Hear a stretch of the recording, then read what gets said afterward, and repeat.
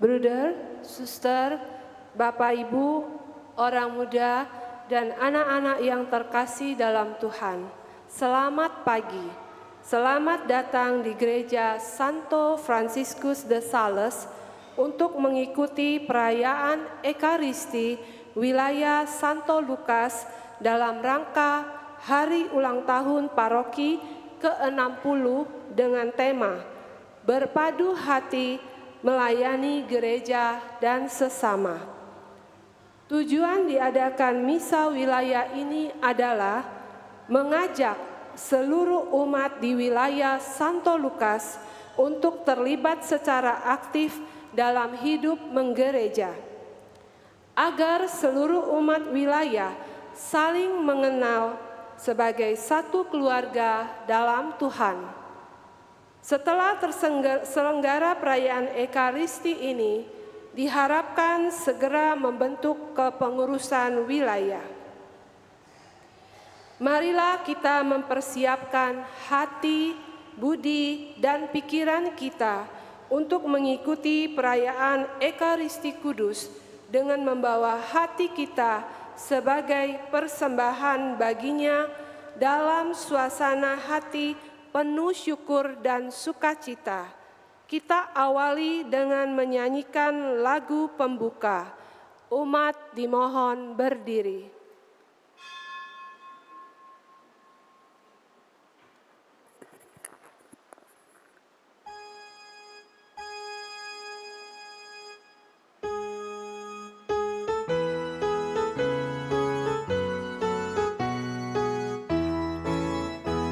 Satu. Saudara, mari semua anggaplah altar Tuhan kita. Sambut tubuh dan darah dari Putra Allah. Haleluya.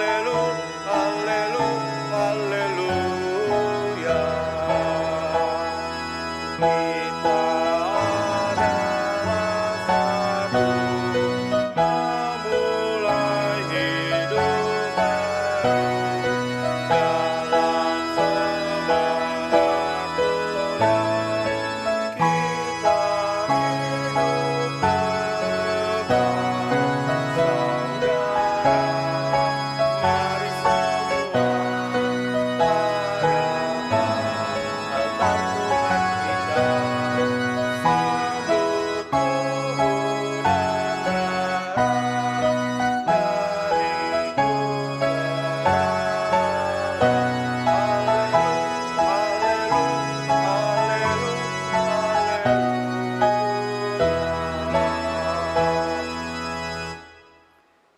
Dalam nama Bapa dan Putera dan Roh Kudus.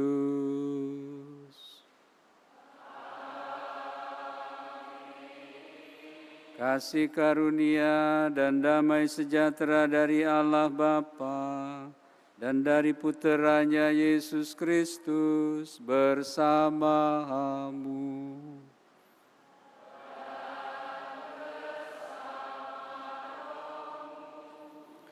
Ibu, Bapak, Saudara-saudari, Suster Buder, selamat pagi. Romo rasa kita semua bersukacita hari ini bersama kita berkumpul untuk membangun persekutuan, untuk merencanakan berbagai macam hal yang dibutuhkan bagi wilayah kita, tapi juga masing-masing lingkungan kita. Dan hari ini kita juga bersyukur, bergembira bersama saudara kita Muslim yang merayakan Maulud Nabi, kelahiran Nabi besar mereka. Kita juga mendoakan mereka supaya mereka juga bisa hidup dengan baik dan juga hidup rukun bersama-sama dengan kita. Untuk itu Bapak Ibu, Saudara-saudari, sukacita kita lebih lagi karena kita bisa wilayah ini sebagai juga persiapan dan perjalanan kita menuju usia paroki kita yang ke-60 tahun. Usia 60 tahun tidak mudah lagi, tetapi tentu kita berharap bahwa justru semakin berumur, paroki kita semakin memancarkan sinar kasih Allah untuk semua anggotanya dan juga untuk orang lain di tengah masyarakat. Mari kita hening sejenak. Sadar akan kasih Allah yang begitu besar pada kita, yang berikan putranya bagi kita, menyadari kelemahan-kelemahan kita, dosa-dosa kita, marilah kita mohon belas kasih dan kerahiman-Nya. Saya mengaku kepada Allah yang Maha Kuasa dan kepada saudara sekalian bahwa saya telah berdosa dengan pikiran dan perkataan, dengan perbuatan dan kelalaian. Saya berdosa, saya sungguh berdosa. Oleh sebab itu saya mohon kepada Santa Perawan Maria, kepada para malaikat dan orang kudus, dan kepada saudara sekalian, supaya mendoakan saya pada Allah Tuhan kita. Semoga Allah yang Maha Kuasa mengasihani kita, mengampuni dosa kita, dan menghantar kita ke hidup yang kekal. Kita siapkan dari Mana Bakti nomor 182. 182.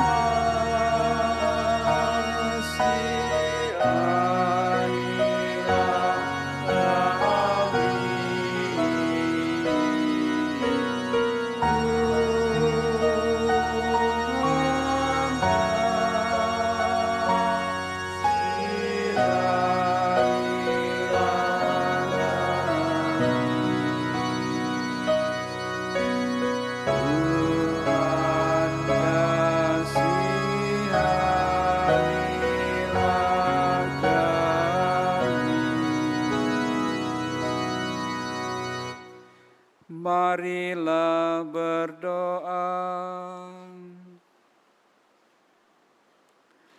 Allah Bapa, sumber kedamaian, Engkau memanggil kami untuk bersatu dalam perjamuan kudus ini. Bangkitkanlah dalam diri kami kasih akan Dikau dan tabahkanlah iman kami. Semoga Engkau memupuk benih-benih yang baik dalam diri kami dan memeliharanya sampai menghasilkan buah dengan pengantaraan Yesus Kristus Putra-Mu Tuhan kami, yang bersama dengan Dikau dalam persatuan Roh Kudus hidup dan berkuasa Allah sepanjang segala masa. Amin.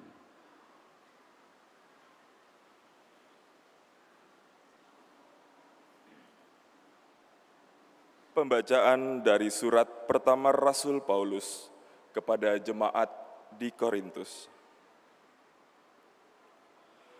Saudara-saudara, dalam hal mengatur yang berikut ini, aku tidak dapat memuji kalian,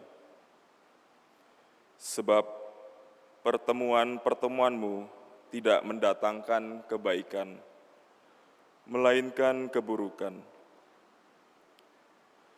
Pertama-tama aku mendengar bahwa apabila kalian berkumpul sebagai jemaat, ada perpecahan di antaramu. Hal itu sedikit banyak aku percaya. Memang perpecahan harus ada di antara kalian, supaya nyatalah siapa di antara kalian yang tahan uji. apabila kalian berkumpul bersama-sama, ternyata berkumpulmu itu bukan untuk perjamuan Tuhan. Sebab pada perjamuan itu, masing-masing memakan dahulu makanannya sendiri, sehingga yang seorang lapar dan yang lain mabuk. Apakah kalian tidak mempunyai rumah sendiri untuk makan dan minum? Ataukah kalian mau menghina jemaat Allah dan membuat malu orang-orang yang tidak mempunyai apa-apa? Apakah yang akan kukatakan kepadamu? Memuji kalian? Dalam hal ini pastilah tidak. Sebab apa yang kuteruskan kepadamu telah kuterima dari Tuhan, yaitu bahwa Tuhan Yesus pada malam Ia diserahkan mengambil roti, dan setelah mengucap syukur atasnya, Ia memecahkan roti itu seraya bersabda, "Inilah tubuhku yang diserahkan bagimu. Perbuatlah ini sebagai kenangan akan daku." Demikian pula Ia mengambil cawan, sesudah makan, lalu bersabda, "Cawan ini adalah perjanjian baru yang dimeteraikan dalam darahku. Setiap kali kalian meminumnya, perbuatlah ini sebagai kenangan akan daku. Sebab setiap kali kalian makan roti ini dan minum dari cawan ini, kalian mewartakan wafat Tuhan sampai Ia datang." Demikianlah sabda Tuhan.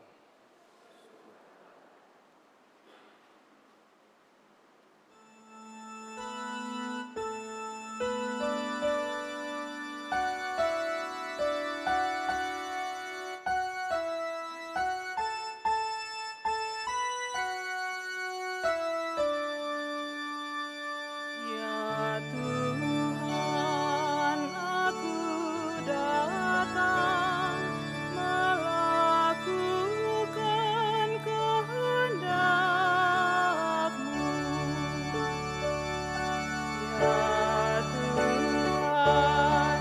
aku datang melakukan kehendak-Mu. Kurban dan persembahan tidak Kau inginkan, tetapi Engkau telah membuka telingaku.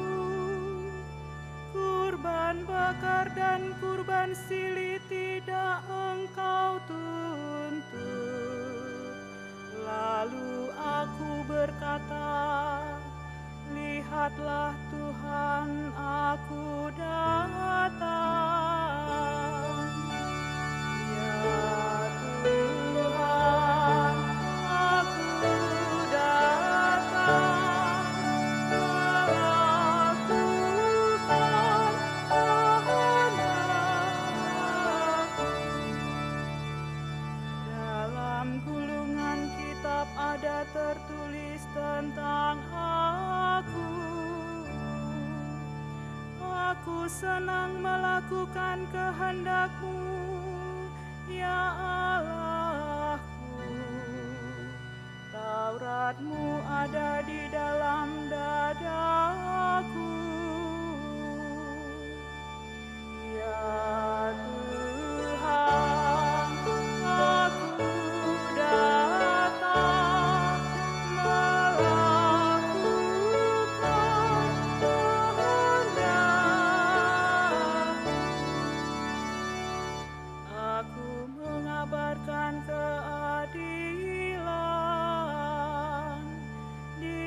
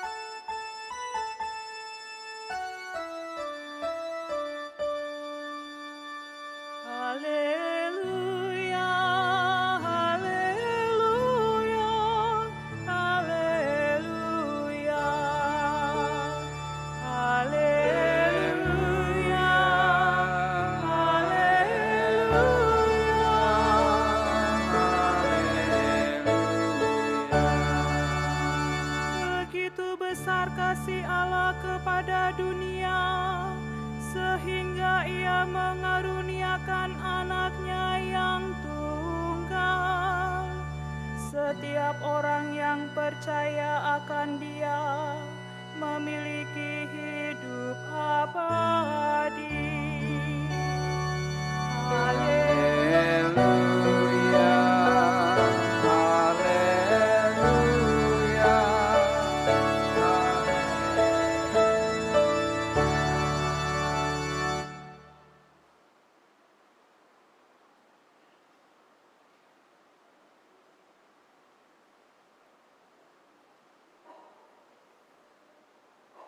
Tuhan bersamamu.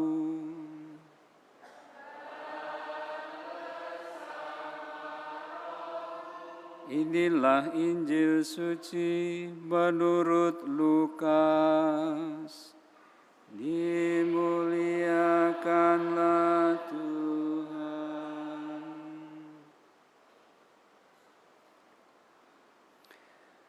Pada suatu ketika, setelah mengakhiri pengajarannya kepada orang banyak, masuklah Yesus ke Kapernaum. Di situ ada seorang perwira yang mempunyai seorang hamba yang amat ia hargai. Hamba itu sedang sakit keras dan hampir mati. Ketika mendengar tentang Yesus, ia menyuruh beberapa orang tua-tua Yahudi kepadanya untuk meminta agar ia datang dan menyembuhkan hambanya.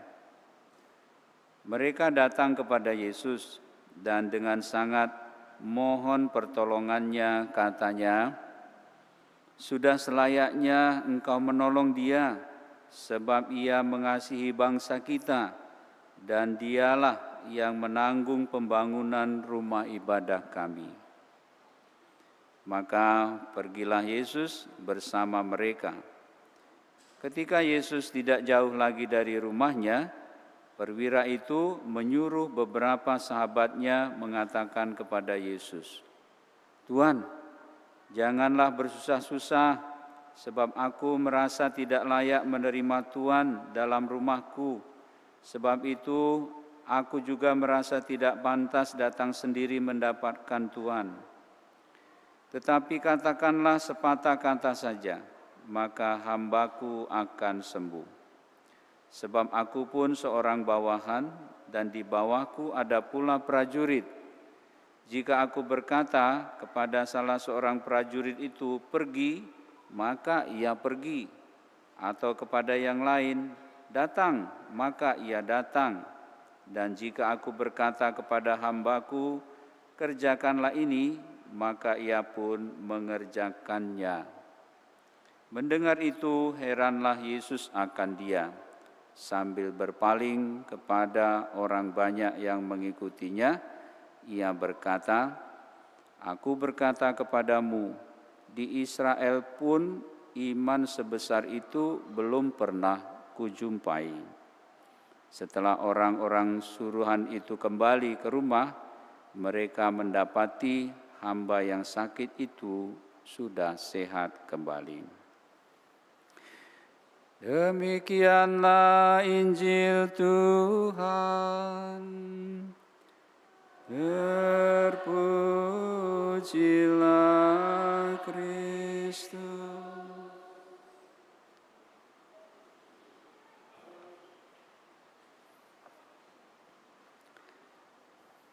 Ibu bapak saudara-saudari, anak-anak suster bruder, sekali lagi selamat pagi.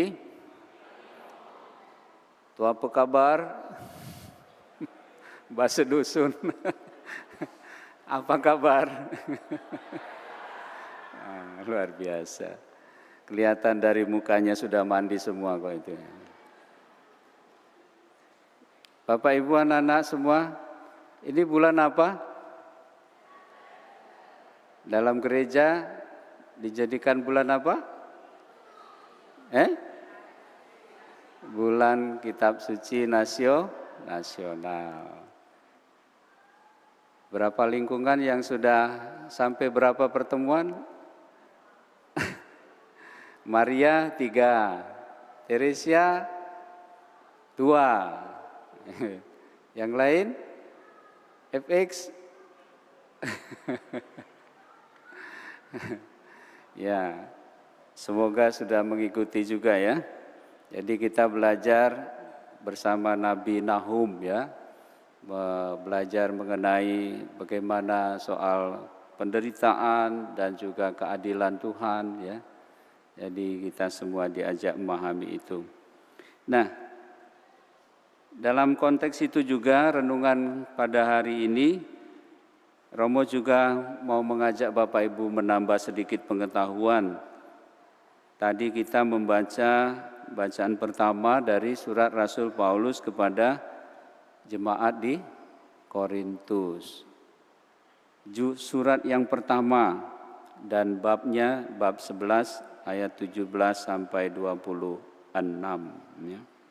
Nah, supaya kita mengerti sedikit tentang Korintus itu, Romo menyampaikan di sini ya, bahwa Santo Paulus menulis suratnya itu di surat pertama Korintus itu membahas persoalan-persoalan yang timbul dalam jemaat yang telah didirikannya.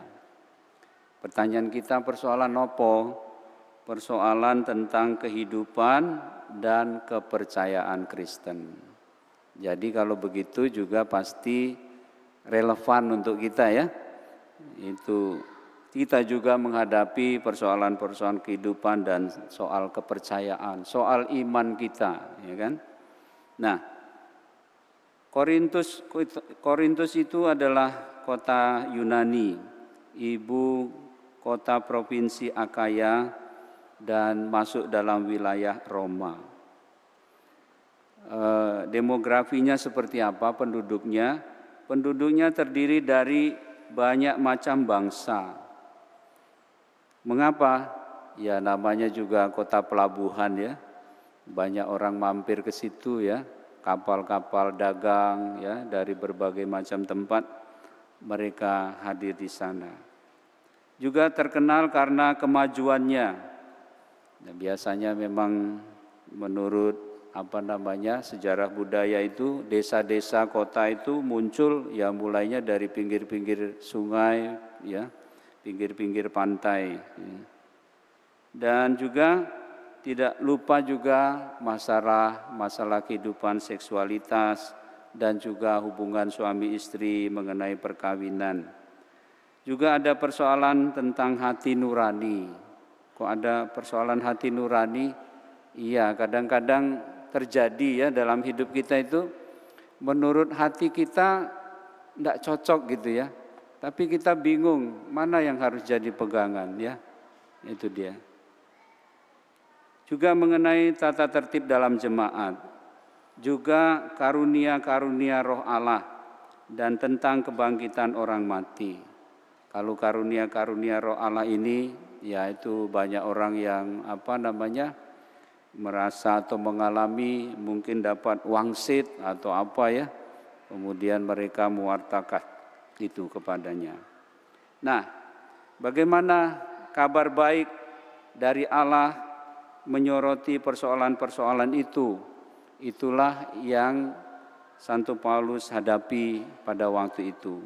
Nah, bagian perikop yang kita baca pada hari ini itu termasuk di bagian tentang kehidupan jemaat dan beribadah. Dari bab 11 ayat 2 sampai bab 14 ayat 40. Jadi konteksnya kehidupan jemaat dan beribadah. Jadi sekarang kita tahu apa yang dibicarakan oleh Santo Paulus ini pada perikop ini. Ya. Jadi persoalannya Bapak Ibu Saudara-saudari disinyalir bahwa pada zaman itu Paulus mendengar kalau mereka itu mengadakan pertemuan-pertemuan dan juga tentang peraturan-peraturan. Ternyata pertemuan mereka itu tadi dikatakan ya membawa perpecahan ya. Dan juga mengapa demikian? Ya tadi dalam perjamuan itu kelihatan sekali ya mereka tiap-tiap orang itu makan makanannya dahulu masing-masing, makan makanannya sendiri, sehingga seorang ada yang lapar, ada yang lain mabuk. Nah, ini kan juga menjadi persoalan kita ya. Termasuk juga mungkin ketika kita mau mengadakan perayaan Ekaristi wilayah ini ya, banyak yang kita pikirkan ya, itu dia. Dan juga ada ya cerita-cerita dalam komunitas kita, kesulitan-kesulitan dalam komunitas kita, di lingkungan misalnya, kalau misalnya pengurus lingkungan, nanti pertemuan di rumahmu ya, waduh janganlah, rumah kami sempit ya, dan lain sebagainya. Atau yang juga menjadi masalah, nanti bagaimana snacknya ya, dan lain sebagainya. Itu sampai ada yang nggak mau karena mungkin ya sederhana, tidak bisa menyediakan snack ya. Tapi biasanya muncul jawaban-jawaban. Untuk menanggulangi seperti itu, kita semua sudah berhikmat. Ya sudah, nanti kita iuran ya. Iuran nanti untuk snack, kalau misalnya di rumah ibu A, bapak A dan lain sebagainya, supaya mereka enggak repot, nah, kita yang membawakan makanannya dan lain sebagainya. Jadi Bapak Ibu saudara-saudari, ini yang dihadapi ya.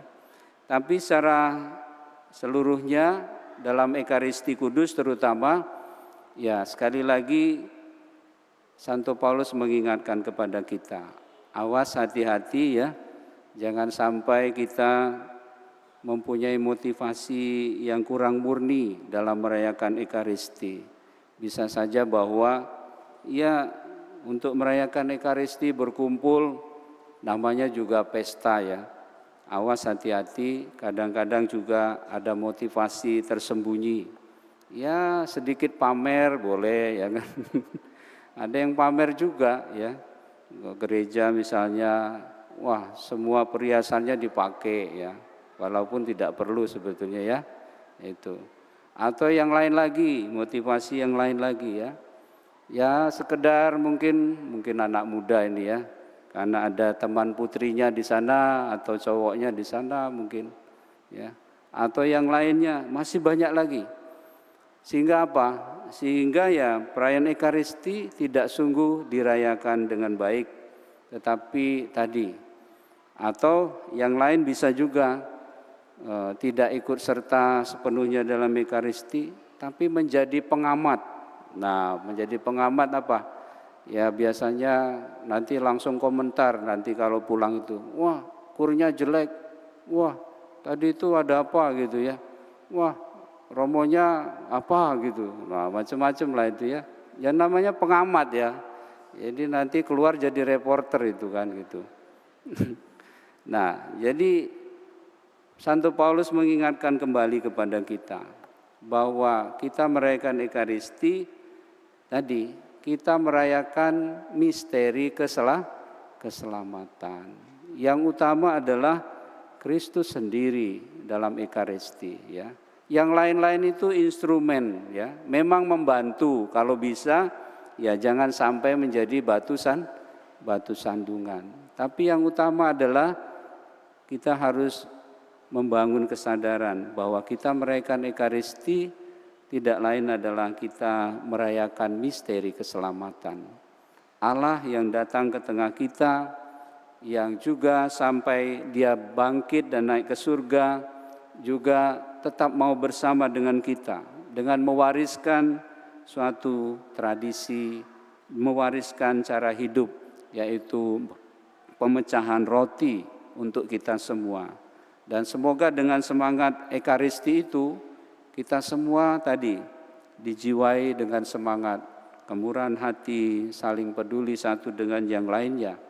Dan juga tentu saja kita juga saling mengampuni. Karena dalam Ekaristi itu lengkap sekali. Coba Bapak Ibu dari awal tata perayaan Ekaristi itu ya, kita sudah diundang. Kita hadir dalam nama Tuhan.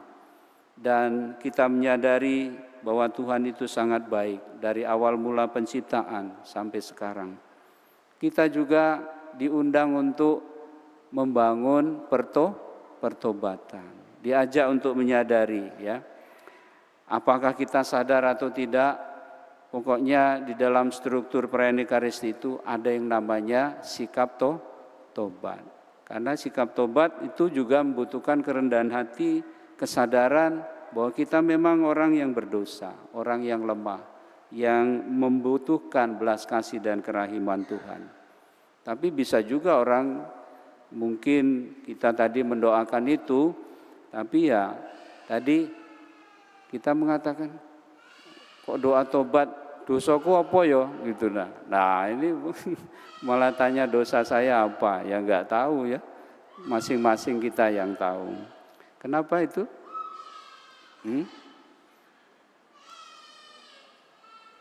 Ada yang kurang? Ya, baik. Nah, jadi kita semua dalam perayaan Ekaristi sekali lagi menyadarkan diri bahwa dalam ibadah perayaan Ekaristi kita yang fokusnya pada perayaan keselamatan Tuhan. Kalau mengenang bapak saya waktu itu tanya pernah waktu kecil ya, Pak, kok enggak ke gereja? Enggak punya kolektor katanya. Saya tertawa. Sekarang, dulu bingung ya, kok enggak punya kolektor sih. Ya, masuk akal juga ya, kan mau ada persembahan gitu ya. Ya, sekarang saya sudah tahu bahwa ya memang kita memberikan persembahan. Tapi itu jangan sampai menjadi batu sandungan kita mau merayakan misteri keselamatan Tuhan, ya kan? Bahwa kita berdoa hadir di gereja, kita bersama-sama komunitas, itu sudah suatu hal yang sangat baik. Kehadiran lebih penting lagi.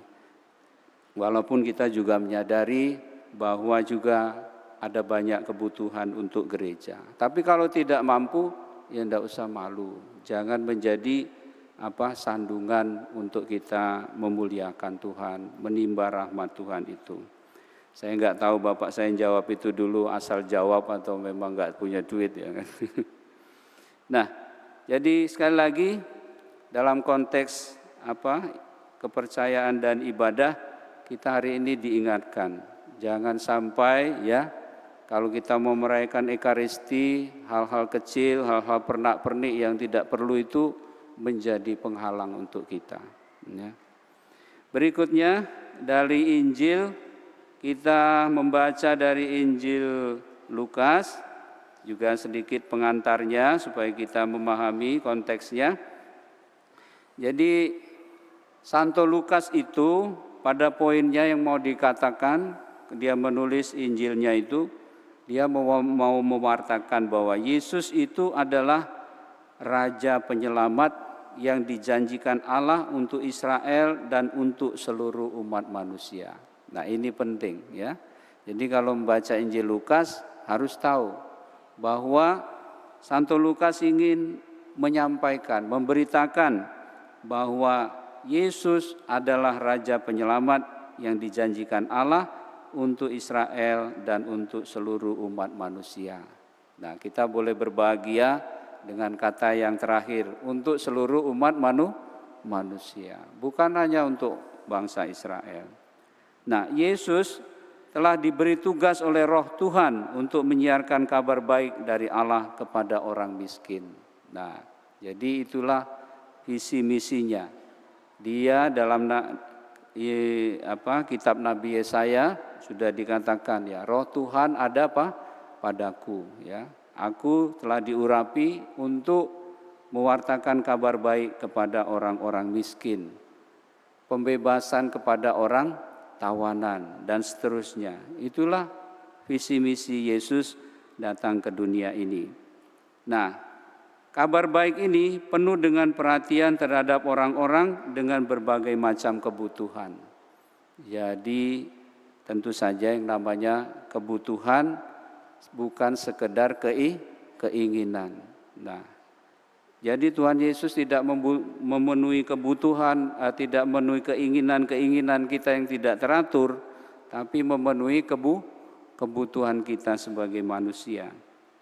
Nampak pula suatu nada sukacita dalam buku Injil Lukas ini, terutama pada pasal-pasal pertama tentu mengenai kedatangan Yesus. Ya, kalau kita doa Angelus itu ya, Maria diberi kabar oleh malaikat Tuhan, dan itu membawa kegembiraan ya. Dan juga bagian penutup ditutup dengan kenaikan Yesus ke surga. Nah, jadi itu semua menggembirakan. Yang lain, kisah tentang tumbuhnya dan tersebarnya agama Kristen, kita bisa membaca tulisan Santo Lukas juga di dalam kitab para rasul ya. Itu diceritakan bagaimana jemaat perdana bertumbuh berkembang, cara hidup mereka yang baik, rajin memecah roti, rajin berkumpul, mereka berbagi satu sama lain, bahkan ada yang bersedia menjual miliknya untuk dibagikan kepada sesama ya. Dan bagian yang kedua dan keenam dalam Injil berisi banyak unsur cerita yang hanya terdapat dalam buku kabar baik ini. Jadi beberapa cerita sangat khas Santo Lukas, tidak ada di Injil yang lain. Misalnya cerita tentang nyanyian para malaikat serta kunjungan para gembala pada saat kelahiran Yesus. Itu khusus Santo Lukas yang menulisnya. Juga Yesus di rumah Tuhan ketika masih kanak-kanak. Di Injil lain tidak ada, hanya di Injil Lukas saja. Juga perumpamaan tentang orang Samaria yang baik hati dan anak yang hilang. Jadi itu hanya di Injil Lukas, tidak ada di Injil yang lain. Jadi ada 4 paling tidak ya, itu nyanyian para malaikat, ada para gembala, kelahiran Yesus, Yesus di rumah Tuhan, masih kanak-kanak, perumpamaan orang Samaria yang baik hati, dan juga anak yang hilang. Itu bab berapa anak yang hilang? 15 ya. Kita semua hafal kalau kita mau pengantar ibadat tobat ya, sakramen tobat sering dipakai anak yang hilang itu. Lukas sangat menekankan juga tentang hal doa, roh Allah, peranan wanita dalam pelayanan Yesus, dan pengampunan dosa oleh Allah sendiri. Nah, perikop yang kita baca tadi itu bagian dari pelayanan Yesus di tengah masyarakat Galilea. Nah, salah satunya dari perwujudan pewartaan kabar baik kepada orang miskin, tadi juga bersama dengan seorang perwira itu yang dikabarkan mempunyai hamba yang sakit ya. Dia enggak berani datang sendiri, menyuruh orang yang dekat dengan Yesus, yang pinter perwira itu ya. Ya pokoknya mesti orang dalam, orang Yahudi juga ya kan. Orang tua-tua, jadi pasti juga Yesus memandang dia. Tapi sesudah dekat dia mengutus sahabatnya untuk mengatakan kepada Yesus bahwa dia tidak pantas. Tapi menurut cerita lain, penafsiran lain, Romo juga merasa terharu sebetulnya ya. Sebetulnya hamba yang sakit itu, yang sangat dihargainya itu bukan hamba dalam arti bawahannya, tapi sebetulnya anaknya sendiri. Anak perwira itu sebetulnya. Jadi Bapak Ibu Saudara-saudari, lihatlah, karena merasa sangat tidak pantas, takut kalau nanti mengecewakan Yesus atau bagaimana ya, dia sedikit menyembunyikan itu ya, identitas hamba itu tidak jelas. Tapi sebetulnya hamba yang sangat dihargainya itu tidak lain adalah anaknya sendiri. Maka Bapak Ibu Saudara-saudari, lihatlah kasih sayang, cinta kasih orang tua kepada anak, sekalipun merasa tidak pantas, merasa tidak mampu, apapun akan ditempuh ya. Untuk apa? Mendapatkan kesembuhan bagi anaknya. Dan Yesus juga bisa mengerti itu. Bahkan Yesus melihatnya, itulah iman kepercayaan yang di bangsa Israel pun belum pernah ia temukan. Dia sekalipun merasa jauh, tapi dia sungguh percaya.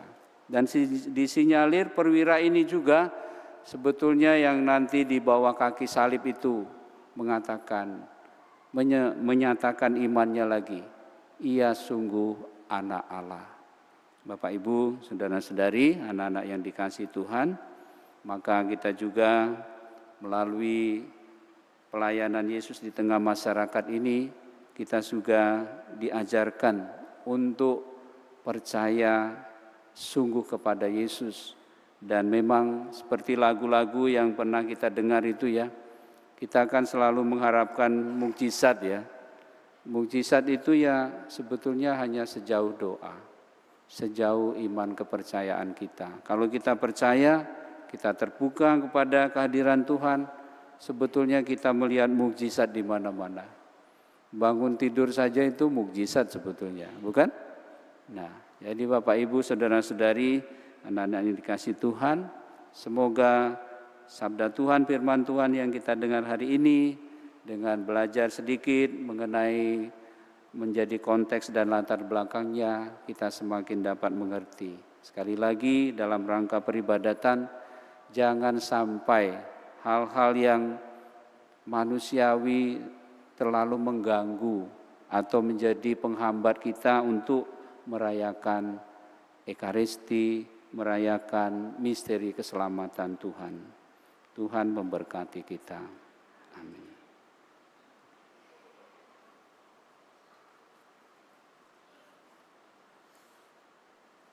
Marilah kita berdiri, kita sampaikan doa-doa kita.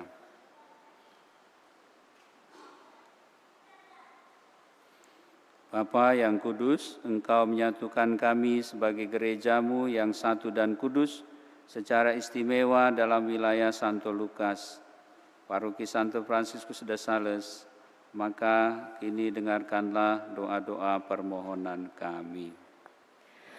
Bagi Bapak pemimpin gereja, semoga para pemimpin gereja menunaikan tugas pelayanan mereka dengan rendah hati, seturut teladan Kristus yang datang untuk melayani dan bukan untuk dilayani.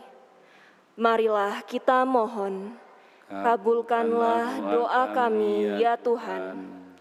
Bagi paroki kita, ya Bapa, curahkanlah roh kesatuan kepada kami umat-Mu, supaya kami sehati dan sejiwa dalam karya, terlebih dalam menyongsong usia 60 tahun. Mampukanlah kami agar dapat mewujudkan paroki yang semakin maju dan berkembang. Marilah kita mohon, kabulkanlah doa kami ya Tuhan. Bagi keluarga-keluarga di wilayah Santo Lukas, ya Bapa, limpahkanlah roh kudus-Mu kepada seluruh keluarga di wilayah Santo Lukas, agar mampu menyalurkan sukacita Injil dalam semangat persekutuan keluarga kudus Nazaret.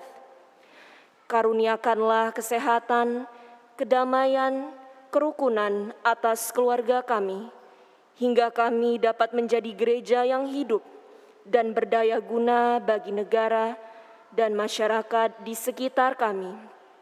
Marilah kita mohon, kabulkanlah doa kami ya Tuhan.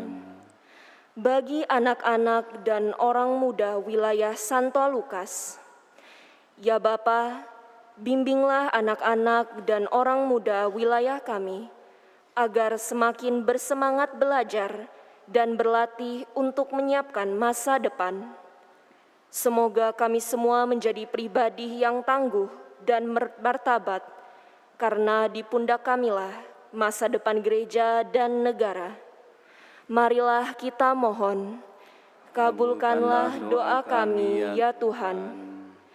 Bagi warga wilayah Lukas yang telah meninggal dunia, ya Bapa, semoga warga wilayah Lukas yang telah Engkau panggil memperoleh pengampunan dosa dan kedamaian kekal di surga. Kabulkanlah doa kami ya Tuhan. Bagi kita yang hadir dalam perayaan Ekaristi ini, ya Bapa, mohon curahkanlah roh kudus-Mu kepada kami semua, agar kami semakin tumbuh dan berkembang dalam iman yang berkualitas, mampu menunjukkan wajah gereja dimanapun kami berada, sanggup mengalahkan berbagai bentuk kelemahan, ketidakpedulian, dan selalu terlibat aktif dalam hidup menggereja dan dalam masyarakat. Marilah kita mohon, kabulkanlah doa kami, ya Tuhan. Bapa yang kudus, inilah doa-doa yang kami unjukkan kepadamu. Bantulah kami yang berdoa dengan mantap kepadamu, dan kami percaya Engkau selalu memberikan yang terbaik dalam hidup kami dengan perantaraan Kristus Tuhan kami. Amin. Kita lanjutkan dengan persembahan. Sebagai lagu persembahan dari Mada Bakti nomor 233.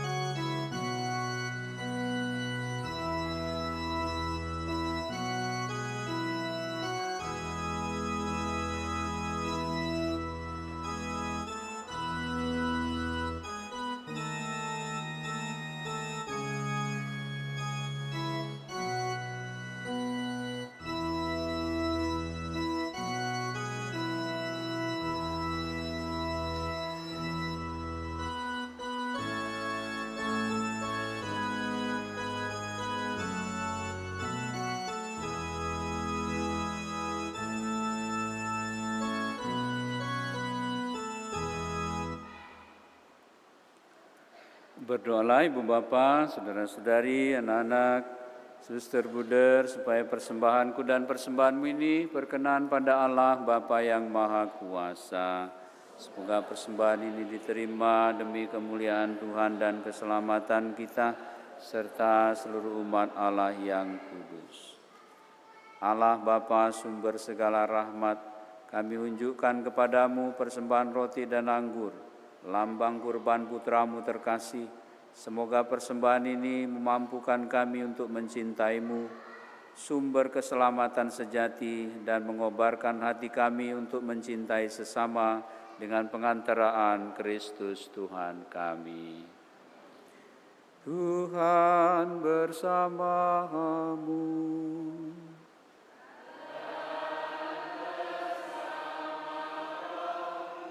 Marilah mengarahkan hati kepada Tuhan.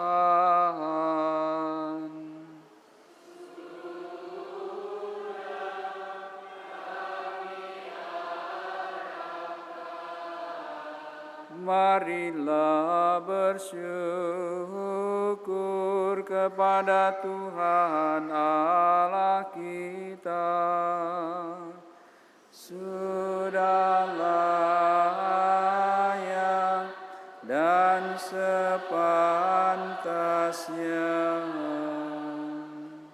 Sungguh layak dan sepantasnya, ya Bapa yang kudus, Allah yang kekal dan kuasa, bahwa dimanapun juga kami senantiasa bersyukur kepadamu dengan pengantaraan Kristus Tuhan kami. Sebab sejak lahir di tengah-tengah kami, Kristus telah menjadikan kami manusia baru. Dengan sengsaranya, Ia melebur dosa kami. Dengan kebangkitannya dari alam maut, Ia merintis jalan menuju kehidupan abadi. Dan dengan kenaikannya ke surga, ke hadapan-Mu, Ia membuka pintu surga bagi kami. Maka kami melambungkan nada kemuliaan bagi-Mu bersama para malaikat dan seluruh laskar surgawi yang tak henti-hentinya bernyanyi.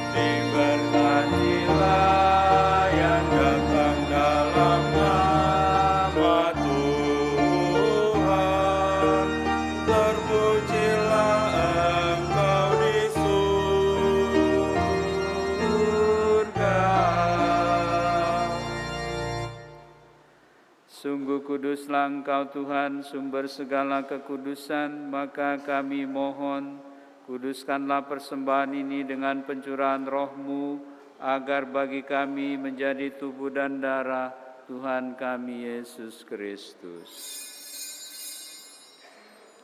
Ketika Dia diserahkan untuk menanggung sengsara dengan rela, Dia mengambil roti dan sambil mengucap syukur, Dia memecah-mecahkan, lalu memberikannya kepada murid-murid-Nya seraya berkata, "Terimalah dan makanlah kamu semua, inilah tubuhku yang diserahkan bagimu."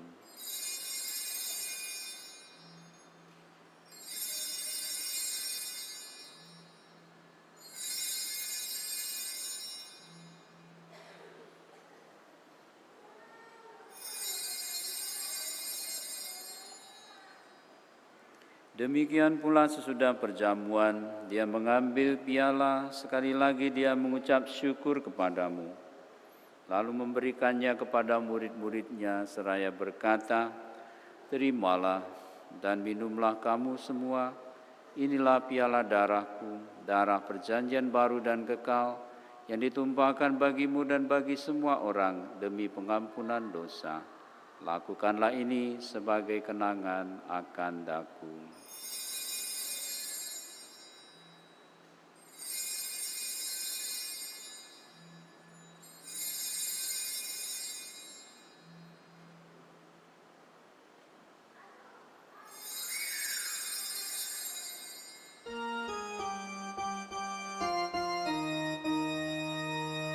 Agunglah misteri iman kita, penyelamat dunia, selamatkanlah kami,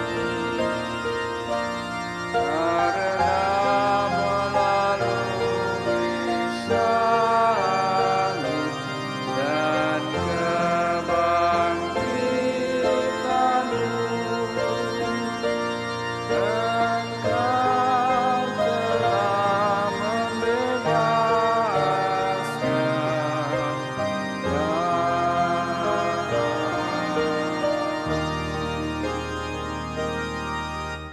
Sambil mengenangkan wafat dan kebangkitan Kristus, kami mempersembahkan kepadamu Bapa, roti kehidupan dan piala keselamatan.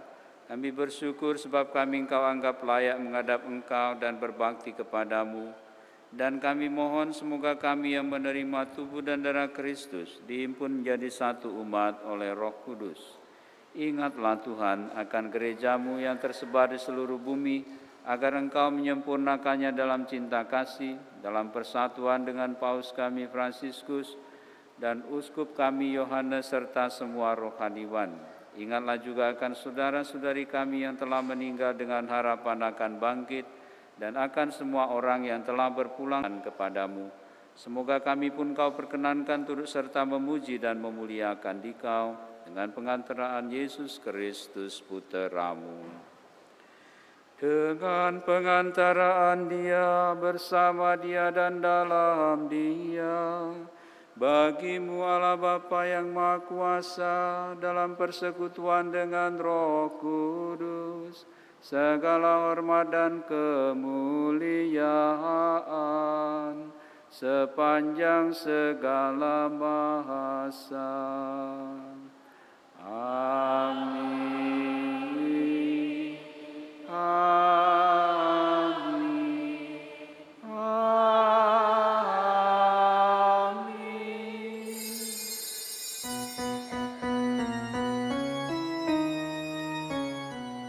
Atas petunjuk penyelamat kita dan menurut ajaran Ilahi, maka beranilah kita berdoa sambil bernyanyi.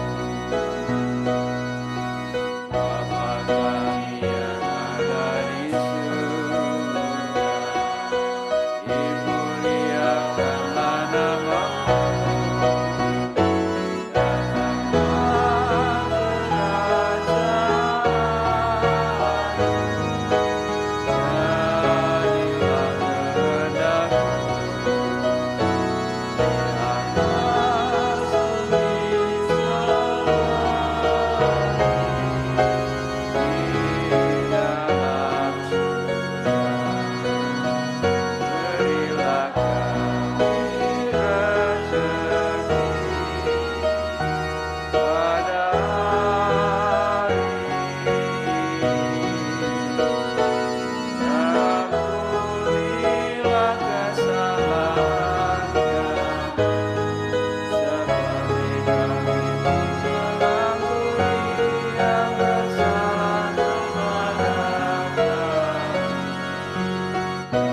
Dan janganlah masukkan kami ke dalam pencobaan, tetapi bebaskanlah kami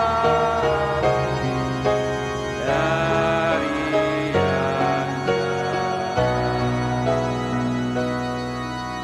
Tuhan, kami mohon bebaskanlah kami dari segala yang jahat, sudilah beri damai sepanjang hidup kami, supaya kami yang telah dikuatkan oleh kelimpahan belas kasih-Mu selalu bebas dari dosa dan dijauhkan dari segala gangguan, sambil menantikan harapan yang membahagiakan dan kedatangan penyelamat kami, Yesus Kristus. Sebab Engkaulah Raja yang mulia dan berkuasa untuk selama-lamanya. Tuhan Yesus Kristus, Engkau telah bersabda kepada para rasul-Mu, damai-Ku kutinggalkan bagimu, damai-Ku kuberikan kepadamu. Janganlah perhitungkan dosa kami, tapi perhatikanlah iman gerejamu, dan berilah kami damai dan kesatuan sesuai dengan kehendak-Mu. Engkau yang hidup dan meraja sepanjang segala masa. Damai Tuhan kita Yesus Kristus bersamamu.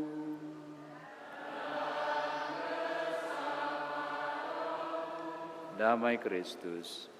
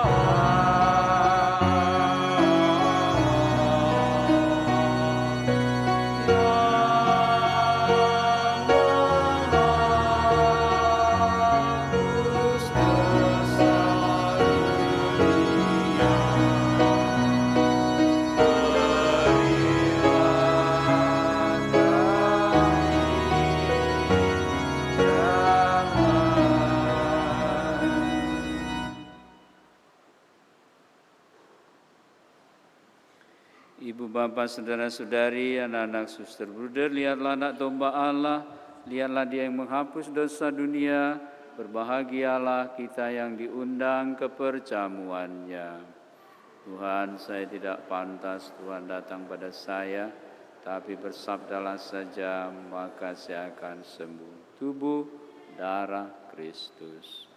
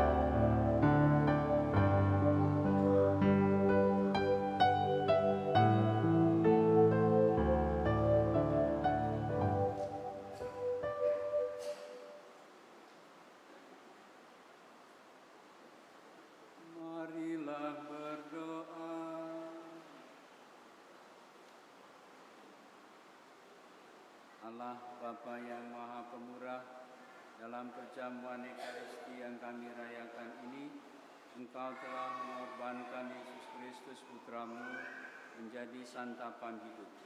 Semoga kami peduli dan suka berkorban bagi siapapun yang membutuhkan, dan kelak kami Kau satukan bersama para kudus di surga dengan pengantaraan Kristus Tuhan kami.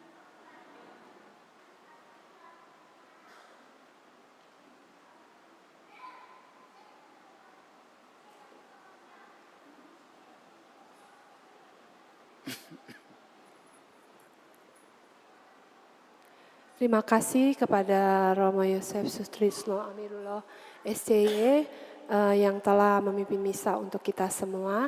Dan terima kasih untuk semua umat wilayah Lukas yang telah berkenan hadir, meluangkan waktu untuk berkumpul bersama, merayakan Ekaristi dan nanti akan dilanjutkan dengan ramah tamah.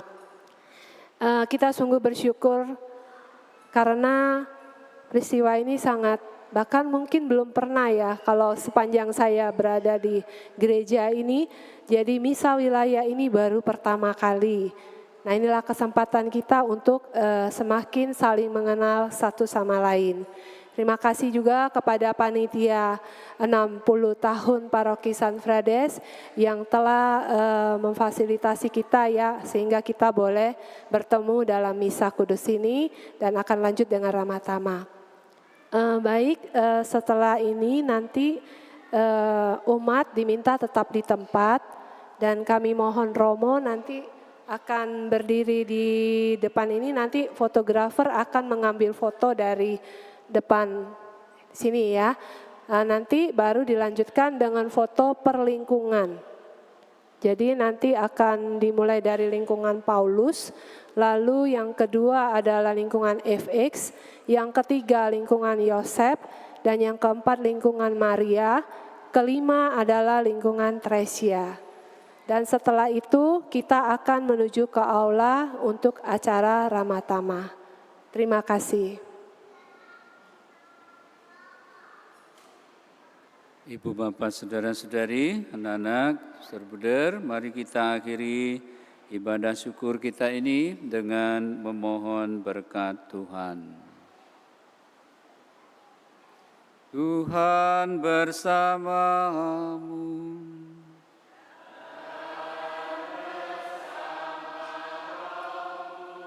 Ibu, Bapak, Saudara-saudari, anak-anak, remaja, kaum muda, suster buder, bersama semua anggota keluarga dan komunitas, dibimbing, dilindungi, dan diberkati oleh Allah yang Maha Kuasa, Bapa dan Putra dan Roh Kudus. Amin.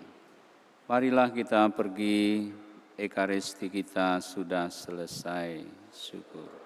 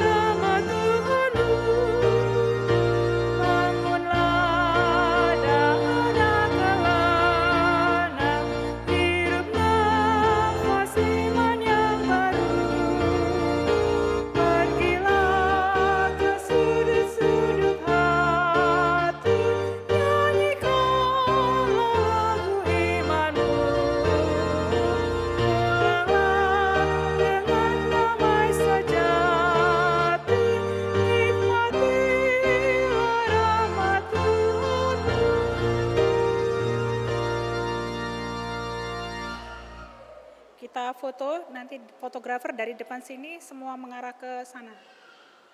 Umat diminta tetap berdiri.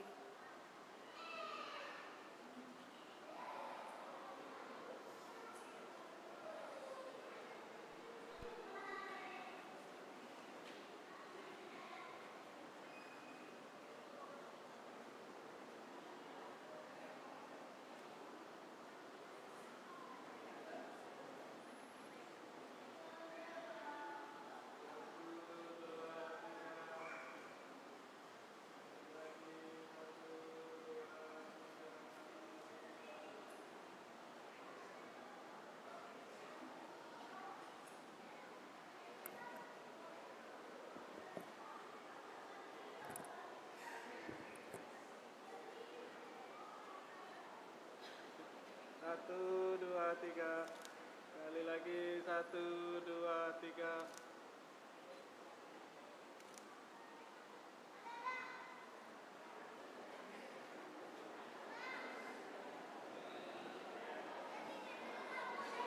Untuk foto berikutnya, kita per lingkungan ya, dimulai dari lingkungan yang paling umatnya yang hadir paling sedikit, bukan umatnya yang paling sedikit ya. Kita panggilkan dari semua umat dari lingkungan Paulus. Mari Bapak Ibu, lebih cepat. Lingkungan Paulus.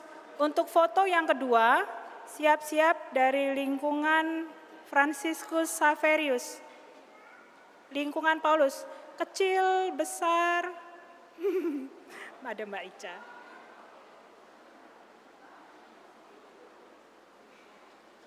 Semua agak ke kanan, ya di bawah aja,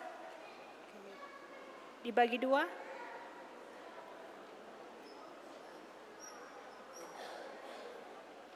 Lingkungan Franciscus Xaverius, tolong siap-siap.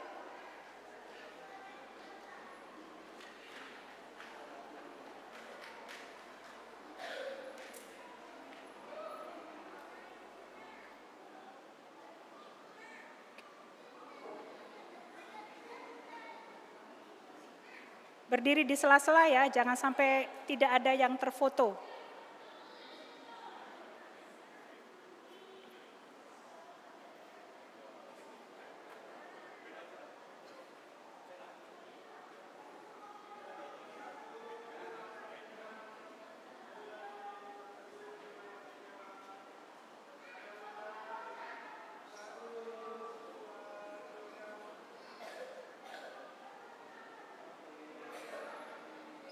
Baiklah, berikutnya adalah dari lingkungan Franciscus Xaverius. Dari lingkungan Franciscus Xaverius. Ayo Leon. Ayo. Apa? Maksudnya? Biarlah. Dari lingkungan FX. Untuk yang sudah foto, silakan menuju balai paroki. Untuk yang sudah foto, silakan menuju balai paroki. Dari lingkungan Franciscus Xaverius.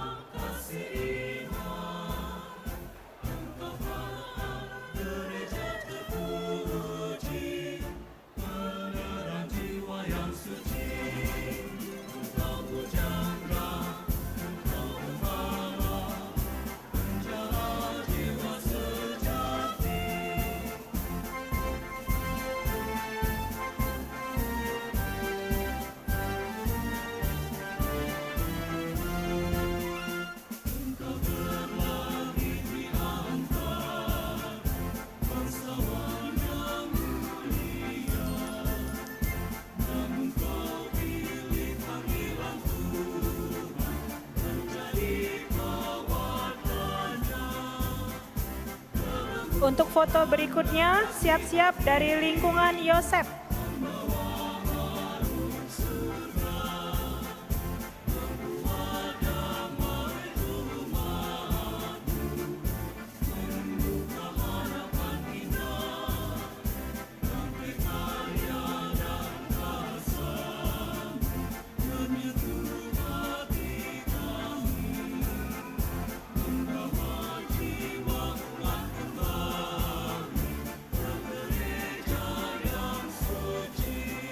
Untuk yang berikutnya dari lingkungan Yosef, silakan.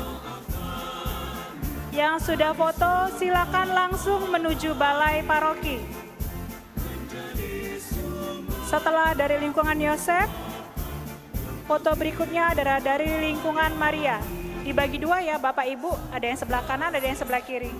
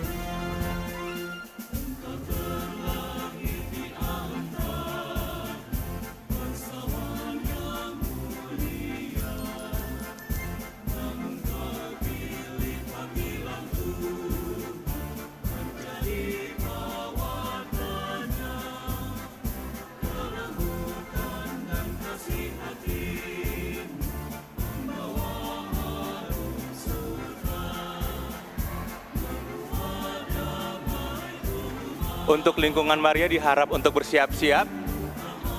Ya. Bersiap-siap di pinggir. Bukan. Ya Maria. Dimohon untuk lingkungan Maria langsung merapat ke depan altar.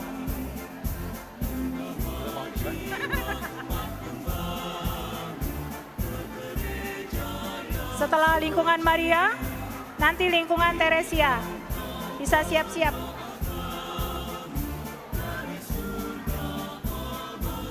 Yang sudah foto langsung ke balai paroki ya. Dibagi dua, yang sebelah kiri dan sebelah kanan. Rian, sebelah sana Rian.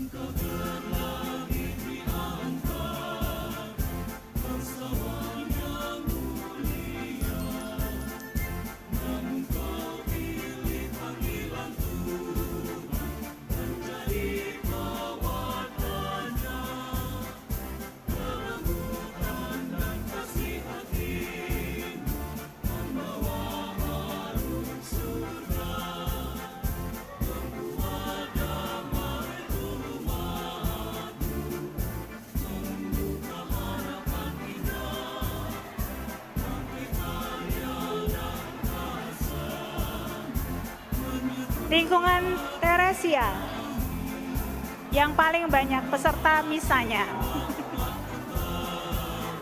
Mari lingkungan Teresia. Yang sudah foto silakan menuju balai paroki. Lingkungan Teresia. Ayo Teresia, semangat.